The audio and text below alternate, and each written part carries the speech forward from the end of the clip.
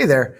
My name is Chris Fanning. Thanks for being here. This is my back to school presentation for 10th grade English 3C and 4C, also called Humanities 2 World Literature.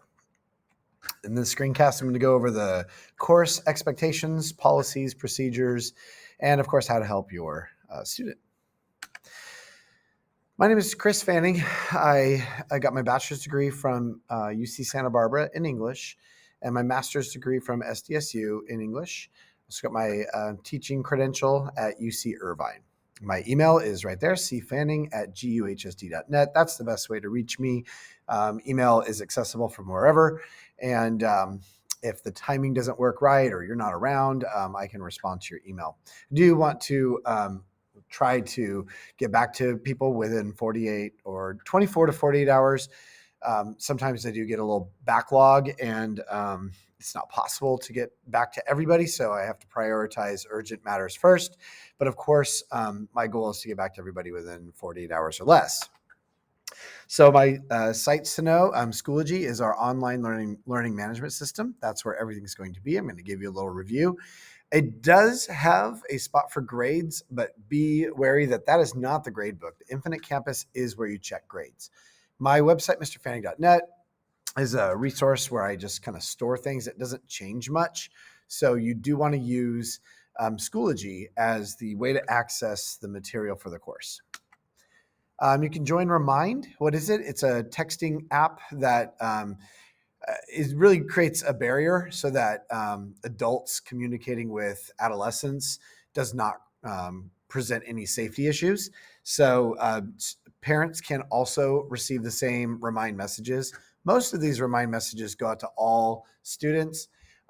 If it is possible for some students to directly message teachers through Remind, the same expectations for email applies through text. Obviously, you're not going to write an email through text. So I'm not talking about necessarily grammar and spelling, but as far as turnaround time and messaging, it's not a substitute for email. Sometimes students will text very late at night and expect a return, and that's not likely to happen. How do you join? In the messaging app, you can download Remind, the app, and then put in the class code at Hum2CP, or you can pull up your messaging app through your cell phone and type the number, the cell phone number. Obviously, it's just a 5-digit number, so it's not going to be a regular phone number you're texting, but it knows what to do. And in the message area, type at Hum2CP. Data rates do apply. So obviously, if you're joining Remind, you want to keep that in mind that if you don't have unlimited text, then it could incur a cost. Some course descriptions. World history and world literature are blocked, and we try to overlap our work so that students in our literature class have the background of history to make something out of the literature. We occasionally try to have projects that overlap a little bit. Sometimes we're dual credit, but most of the time the history teacher and the English teacher are discussing where we're at with our curriculum so that students have background info as we go. These are course objectives. You can pause the video to read them if you wish. Our grading system is formatted like this. 60% comes from assessment, tests, quizzes, projects, writing tasks, essays, speeches, things like that. They all go into assessment. That is not the first time the students have seen that skill. They've seen it in practice and participation. So this is what we're doing in class. When we are working on our classwork, that's worth 15%. That's the place for students to make mistakes. In fact, usually the effect on the students' grades in practice and participation is relatively small, and that's so that they can build that skill for the assessment. Literacy development, this is how these are items targeted towards improving students' reading development and vocabulary, fluency with language. It's not a substitute for language conventions that we put into practice and also assessment, but it's where we have targeted steps to get students up to grade level. That's 10% of their grade. So I'll be using sites like Common Lit, formerly Achieve 3000.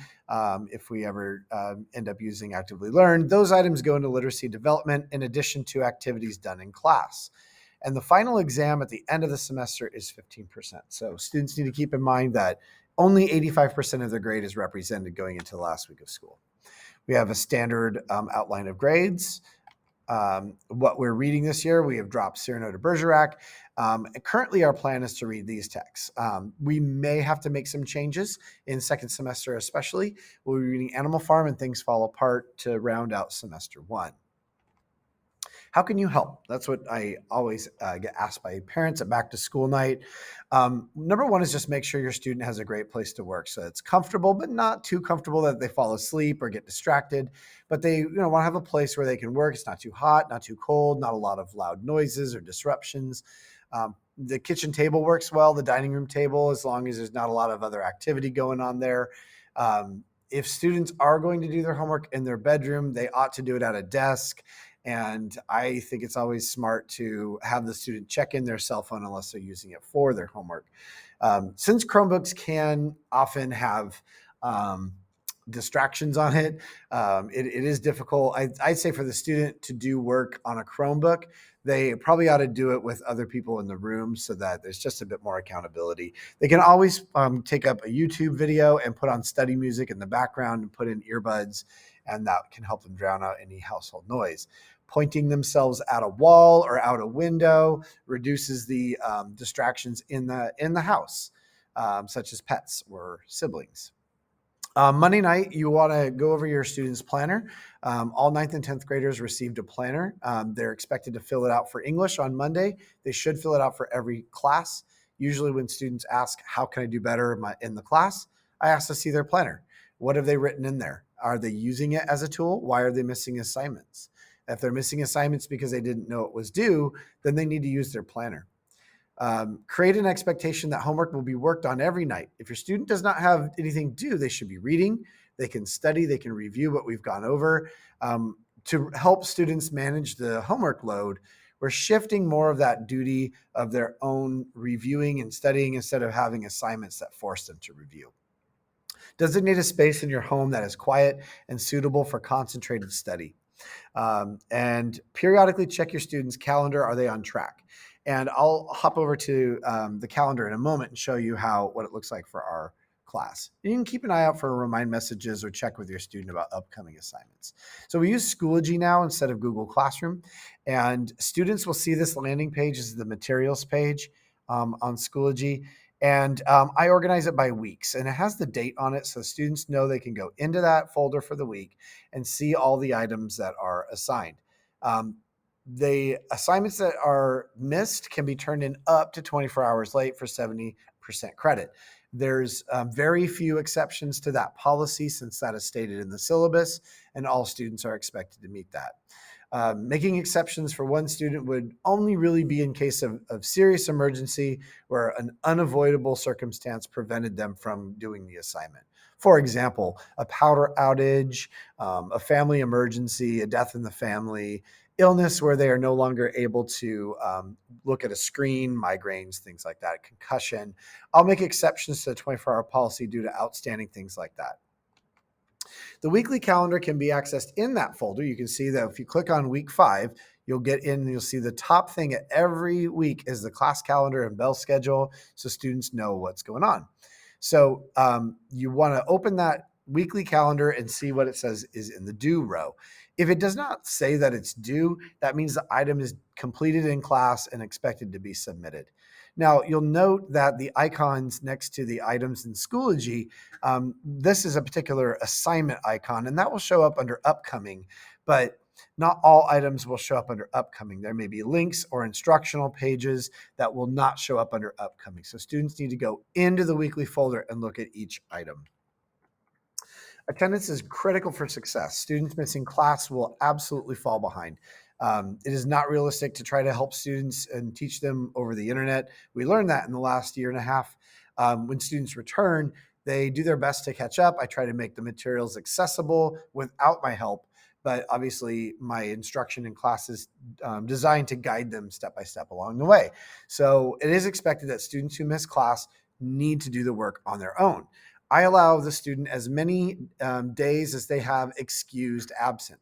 After a certain amount of days, they may be asked for a doctor's note if they've been missing multiple days.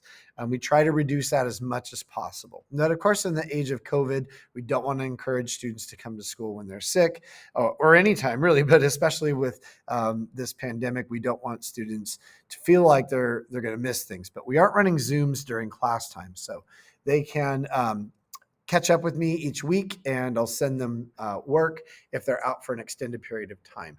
You don't need to disclose any health conditions with me. You can bring that up to the assistant principal, the principal, attendance office, counselor. But of course, I'm happy to hear any circumstance that the student is facing. All students need to check the calendar when they're absent. And this is how they'll do that. Going over to Schoology, I'm actually on the course documents page. You can click on this course documents page to review the syllabus, and the students have access to this skills book that has all the year-long skills that we're working on. Down under week 5, if you click on the class calendar, the student can see what items are due today. They can use this link to open it in a new page and bookmark it and always access that page whenever they can, whenever they need to. Knowing what was missing, they can check into the weekly folder, and typically they'll find, for example, the independent reading log. If they lost theirs, there's a link in the description. The students can open that and print themselves a new one. All right, so this is easy. A lot of work is done by hand, as we found that students get overwhelmed with the digital work. So we're trying to create a blend of some digital and some handwritten stuff. All right, so going back to the presentation. The attendance will be marked on Infinite Campus. So you can log in and see if they've been tardy, if they've been absent, and you'll receive a note from me if they've been absent for more than, if they've been tardy for a couple of times. And then at 3, their citizenship starts to get affected. And if they've been tardy for more than 5, then they can be unsatisfactory for the term. Under no circumstances will a student get satisfactory if they've been tardy for more than 10 times. That's a flat. Even if the student's great, has an A in the class, really has achieved everything, if they're tardy that much, then they're no longer considered to be satisfactory. That should be pretty self-explanatory. Other ways to navigate Schoology, the student will see something different. It will say grades. They can click on that, and then next to their grade, they'll see a little rubric score, or they can click on that and see if it was scored on a rubric. If there are any comments, it will be there, and students can review what they got. That is not the grade book, however. You need to go to Infinite Campus to see the actual grade. Finally, the last bit to note is that parents who want to help can get added onto Schoology. There's a way that you can be added as a member. Information about that should be on the Valhalla page or the district page.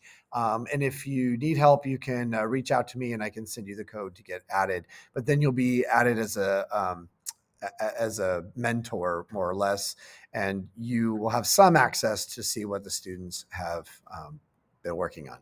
So that should cover it for the back to school night. Let me know if there's anything I can clarify for you. But hopefully at some point I can meet you guys. But other than that, I hope this helped you get a better understanding for our class. Have a great Valhalla day.